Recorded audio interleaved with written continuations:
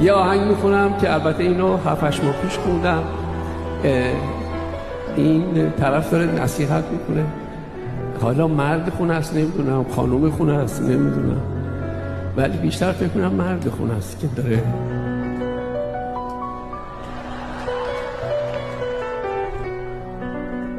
یکم صبر کن، یکم طاقت بیار، شاید درست شده.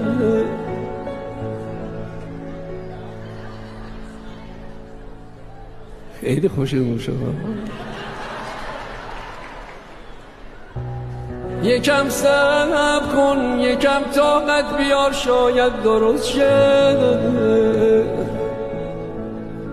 نزار هر جا بهت حق دادم، حتی اعتمادم درست شد. تو که خوب میدونی بی تو نمیتونم دیگه طاقت بیارم.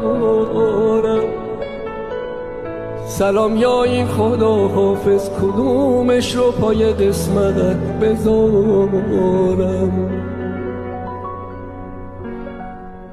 نگو بهتره چند وقتی و از هم جدا شیم، نه نگو نرو، شاید اصلا همین فردا نباشیم.